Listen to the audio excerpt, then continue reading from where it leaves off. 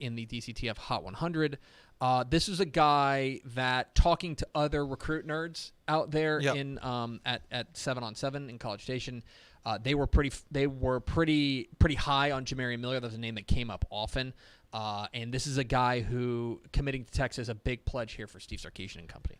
And we've talked about him. He's made this notebook before. Mm-hmm. He's a guy who he's just awesome. Bryson Donnell committed to Texas Tech last week, and we kind of mentioned him as being part of maybe the state's best 1-2 combo in the backfield.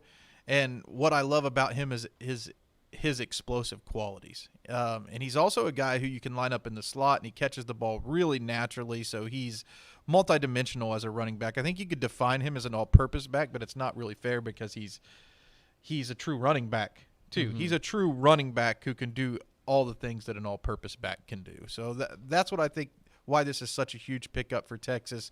He complements Jadon Blue tremendously, but they have a lot of the same qualities. It'll be interesting to see that dynamic moving forward. But Texas is a school that's looking to get its running game back on track. I think if you look at the last few years, I think that's the thing that you can point at. We really expected Keontae Ingram to push the needle forward in Austin as it relates to moving the football on the ground. And, of course, they have Bijan there now. So they have a really good running back, but these guys complement him as well. He's a big bruising type of guy, and these guys are guys who not only are great running backs out of the backfield, but can catch the football and do different things. Most certainly. A name to keep an eye on, Jamarian Miller, the newest pledge to the Texas Longhorns. Talking This Week in Recruiting with Greg Powers and Nick Athlete here on Texas Football Today. Get involved in the conversation, #TF Today. Let's move on to our underclassmen of the week. Our underclassmen of the week is 2023 Denton Guyer quarterback Jackson Arnold. This was a guy, I think both of us wrote about him on TexasFootball.com. The last time I had seen him, and I think the last time maybe a lot of people have seen him, maybe outside of like Rodney Webb, the coach at Denton Guyer, was in the 2019 6A Division II title game. After Eli Stowers, the A&M now signee, goes down with an injury, they put in this freshman, Jackson Arnold. Deer in the headlights. And this was a guy, I think he was the JV quarterback all year long. Like, he hadn't been practicing the varsity and stuff like that. And then he suddenly gets thrown in against Austin Westlake in a title game.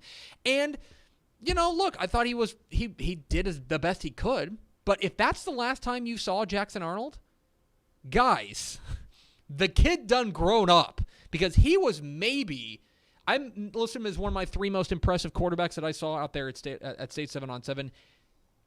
I haven't seen a better 2023 quarterback in Texas. I feel good because after the Elite 11, you called it. Jackson Arnold made the underclassman of the week for the first time, right? And I said, I think he's the most technically sound quarterback in the history of Denton Guyer. And we were like, that's a lot. What? Yeah, they've had some great quarterbacks. And I felt after I said it, right? Like after I said it and like you gave me that look from across. I was like, dude, J.W. Walsh was there, and he was really good. I was in the Greg Powers Memorial Power Zone, and you gave me that look like, are you sure Are you sure about this one? Are you overhyping? So I doubted. Like there was some self-doubt that crept in, and I was like, no, I'm standing behind it, and I feel a little bit justified now that everyone got a chance to see what he's bringing to the table, and I think that he's probably firmly cemented himself. Not only in the discussion, I think that he's the front runner to be the number 1 quarterback in the state recruiting wise. The number 1 spot. There are some good guys in that class, but Jackson Arnold is bringing a little bit of everything to the table. He got some varsity reps last year, and I think that he's a guy who will continue to get better and better. And Rodney Webb has to be really happy with all the weapons they have at Denton Guyer because him and Jace Wilson formed a 1-2 punch on offense. That was fun to watch. We were like you. This was a guy on your list of like I want to go see him, and I was like, and especially when Division I play started out there in College Station, I was like, okay, I'm gonna go and I'm just gonna follow Powers for the first couple of games, and the darts that this guy was throwing, it was shocking. And then like basically Stepp was the one who reminded me, he's like, hey, this is the kid who came in that title game in 2019. I was like, that's the same guy. Like it's unbelievable how much he's developed over the past couple of years. And so a name to know, Jackson Arnold, came away, I think blew us all away there in College Station. By the way, he's already got offers from TCU, North Texas, Arkansas, Colorado, Georgia Tech, Michigan State, Oklahoma State, Ole Miss, and Tulsa. And Pickle, I'm going to task us if we can get the highlights, because he played on all of the Texan Live fields. Yeah. I guarantee you if we post those highlights, that offer list will grow. double. Yeah. It was really impressive to watch Jackson Arnold, the Tinton Geyer quarterback. So if you were worried about them losing Eli Stowers, maybe don't. And then finally, let's talk about our recruit of the week. Our recruit of the week, let's talk about El Paso Burgess running back Tavoris Jones. He's the number 15 prospect in the Dave Campbell's Texas Football Hot 100 at texasfootball.com/recruiting. He has 26 scholarship offers, and he said, I'm going to commit on, what is that, Friday? July the 2nd. July 2nd, which is Friday. It's a couple days from now. He's going to commit. He played in 6 games as a junior out there in El Paso. Obviously, they had a shortened season because of the COVID-19 pandemic. But this is a guy you think it's coming down to an SEC, 2 SEC schools and a Big Ten school. And before we dive into exactly where I think he's going to go, just if you're a recruiting fan, upcoming commitments. Duncanville offensive tackle Cameron Williams. He's ready to announce July the 1st. Okay, tomorrow. We have Jarrell Powers, Duncanville tight end. He's ready to announce on July 2nd. Is that your son? It is not. Okay. Just checking. Calvin Harvey, our good friend at Fort Bend Ridge Point, who joined us as one of the recruiting interviews a few weeks ago. Texas also committing on July 2nd. Yes. Tavoris Jones committing on July 2nd.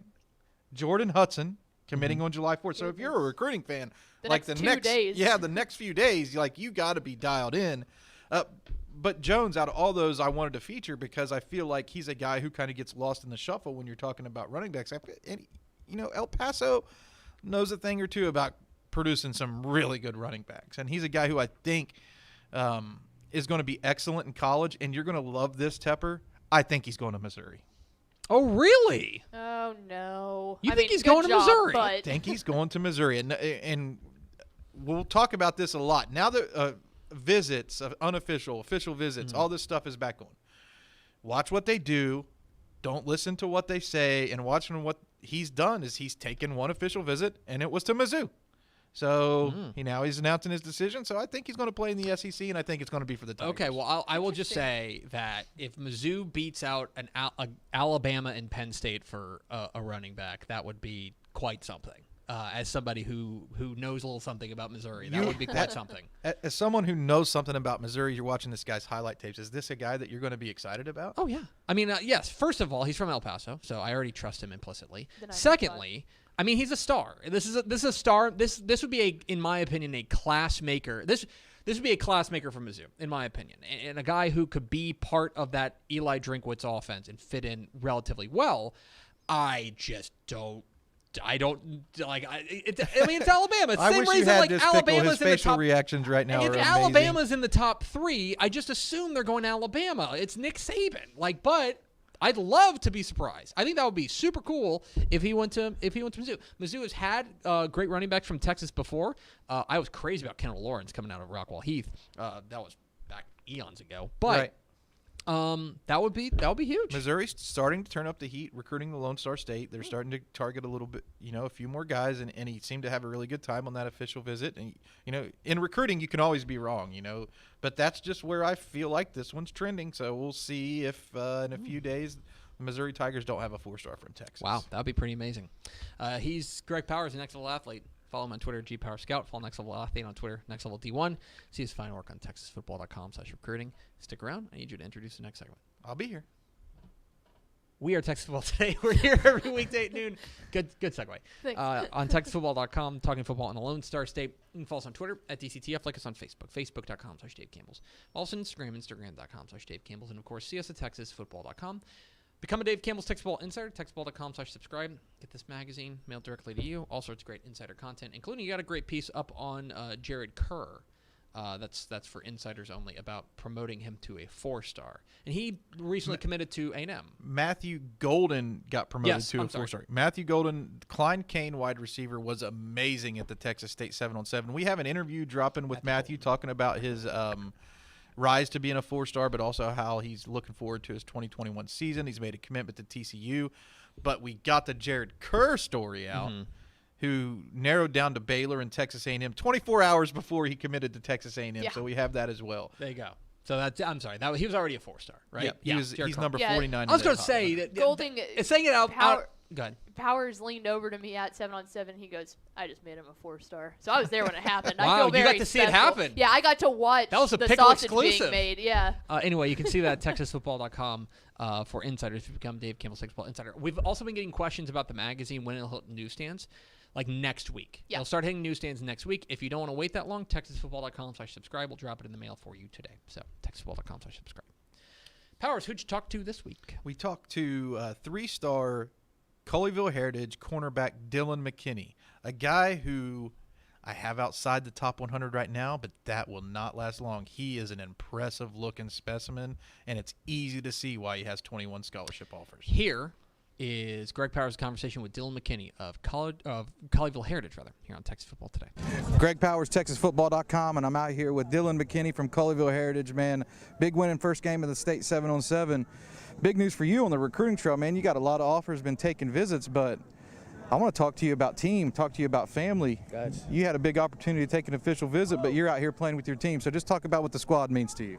Well, I had the Missouri visit planned before we even knew that we had qualified for the state tournament. So my mind was on Missouri at first, but then when we started winning, started coming together as a team, bonding over the wins, I knew I had to make a decision between Missouri or my team, and I knew I was definitely going to choose my team, my brothers. Watching you out there play, man, I know you're a guy that has a cornerback skill set, but you have the size and frame of a safety. You get to play a little bit of everything out here. Just kind of talk about what you're bringing to the table to the defensive backfield, and what can you do out there? Why are all these colleges so hot and heavy after you? I would say, I feel like I'm a versatile corner. Like, you can put me, I have the good skill set to play corner. I also have the good skill set to play safety. So I feel like you can really just put me anywhere. All five defensive back positions you could probably play. Might help you see the field early in college. Yeah. Talk about the expectations heading into the 2021 season for Heritage. I know that you guys are taking a lot of strides. New coach is starting to really hit his stride there too. Yeah, they ranked us in the top 10, but we're not really too big on our rank because we just want to go out and win every game. Because last year we had an undefeated season, and then we took the loss to Summit, but we really focusing on that Summit game. That's what we're looking forward to. Now, you didn't get to go on your Missouri visit, but you have got to take some official visits. Just tell the fans who you went to visit. My first week, I took an official visit to Oklahoma State. I loved it in Oklahoma State. I love the family atmosphere. I love the coaches. I love the college town, everything about it. This past week, I went to Arizona, got to talk to some great coaches, got to see what they were building there at Arizona with Coach Fish, and I got to talk to Coach Walker. Very wise. Very wise. Any other schools you feel like you have to see before you make a decision, or do you feel like maybe it could be coming close? I'm still in evaluation mode, but I think I have a strong feeling of where I want to go. When it comes time to decide, what's something that you feel like Dylahn McKinney, he can't live without it? Can't live without. What are you looking for in a college? Oh, I'm looking for a college that's going to help me reach the next level. Academics. I want a good academic school. I want to be on a platform to where I can win and go against the best. He's one of the best in the state right here, Dylahn McKinney, Colleyville Heritage, man. Thanks for the time. Good luck with that upcoming decision-making process. Also, good luck with that final senior season. Thank you. There he is, Dylahn McKinney, cornerback from Colleyville Heritage. Two impressive-looking dudes on that video. Were you looking in the background? I saw one. There was another guy walking by. Good interview with Dylahn McKinney out there from Colleyville Heritage. An impressive-looking kid. And you mentioned presently right outside the top 100. You don't anticipate that to be the case for long? No, I think he'll definitely move in after watching him at the state 7-on-7. And Kirk Martin has to be really happy about the talent that he has. Yes. At Heritage, they had two players that were playing on that 7-on-7 team. I don't recall their names off the top of my head, but they were freshmen to be that were super impressive. And the quarterback move in from Nevada, Weston Smith, dude can sling it. Yeah. So they're going to be good. He was giddy at the state qualifying tournament about watching that team. Yeah, unfortunately, Heritage was one of the teams that was on my list of teams to see, and I just never made it over there. Matt Stepp was driving the golf cart to blame him, but I did. I'm the captain I heard positive things coming out of there, but good looking kid there. So we appreciate him taking the time to chat with Greg Powers. Two impressive looking specimens. Let's go over to Ashby Pickle for America's second favorite segment. Final thoughts. Since we were just talking about it and we're fixing to release it, Powers and I recorded a recruiting special over some big time Texas A&M defensive commits that are coming in. So I've edited that, and that's about to go up right after the show. Radical. So be tuned to texasfootball.com/recruiting, and that interview for subscribers will be there. Radical. Good work, guys. Anything else? Powers, anything We else? all just want to look at Powers for a second. I was amazed at how she. No, I think Texas A&M and Texas are having a true, like, it's back. Like, the battle between Steve Sarkisian and Jimbo Fisher is legit. They're right next to each other in the national recruiting rankings. 6 and 7, you said. Number 6 and number 7 right now, and things are heating up because there are a lot of big time guys who are looking at both schools. And I always love that traditional in-state rivalry, right? When it comes down to it, if we get more Texas A&M battles in recruiting, it's good for everybody. Okay, good. But that'll be going up shortly. Great. Good work, everybody. Good content work. And then you did a bunch of other interviews with Croots out there at States of On 7, right? I know I drove by at one point. You were talking with Ruben Owens. Yeah, Ruben Owens. That one's up on YouTube. Yeah, Ruben Owens, recent decommitment from Texas. We spoke with Connor Wigman, Texas A&M quarterback commit. Kip Lewis, Oklahoma linebacker commit. We spoke with one of my favorite 2023s, Mikel Harrison Pilot from Temple, who's seriously. Harrison Pilot's sunglasses game, strong. You wore him in the interview, so it was a great interview. Let me ask you, because I know they've got him playing quarterback, right? He was playing receiver and safety in this tournament. I didn't get to see him play quarterback. I watched only one game. He scored 3 touchdowns. Oh, okay. In that Other game, than that, though, but he was playing wasn't very safety good. and receiver. He's legit. Other than that, though, he wasn't very good. 31 offers. The 3 touchdowns. 31 offers now. Where do you project him at the next level? Because he's a kid I really like. I like him personally at safety. Okay. And I think, we talked about, he's fresh off of a visit to Alabama. The Crimson Tide haven't offered yet, but they had him do 1 camp session at wide receiver and 1 camp session at safety. So to be honest, the best colleges don't truly know where exactly do they want him to play, because he's equally adept at playing either spot. He also got an interview with Fatou Makuba of Austin LBJ. So if you want to feel really old, he's class of 2024. But that's really interesting to hear about that rising star. Do you know what I saw? It was yesterday. This is neither here nor there, but feeling old. Our friend Lauren Blackwell. Yes. At oh Sports my goodness, Southwest. her little son with his shirt. Her little kiddo Had a onesie on. And I think her husband's an A&M A&M grad, yeah. He's an A&M grad. He's an Aggie, and they had their kiddo in like a class of 2043 onesie. Yeah. And I was like, and no, this is no, newborn, like I cannot yeah. talk about kids in the class 2043. Now it's a college thing, but like still, it's a baby. But well, that's like, what's Hank? I don't want. Why are you making me think about this? Why are you making me think about this? I know he's 20. He's 2.5 right now. I know I got to pay for him until he's 18, and then my brother walked out in an orientation shirt that said UNT class of 2025, and when he walked in the office, everyone was like, "Oh God, that's awful." They were like, "Oh God, another pickle." And that's college 2025. I was like, "Oh God, another pickle." That's All exactly what it That's was. going to do it for us. Thanks for spending a little bit of your day with us. Follow us on Twitter at DCTF. Like us on Facebook, facebook.com/Dave Campbell's. Follow us on Instagram, instagram.com/Dave Campbell's. And, of course, see us at texasfootball.com. Thanks again to Dylahn McKinney of Colleyville Heritage for being our guest. For Ashley Pickle and Greg Powers, I'm Greg Tepper. Hey, Vince Young, class of Houston-Madison class of what, 2000, 2001? Yeah, 2000. Well, that's a 2001 player of the year. 2002. Yeah, 2000. Yeah, Houston-Madison class 2002. Please can get your Player of the Year trophy. We'll see you tomorrow on Texas Football Today.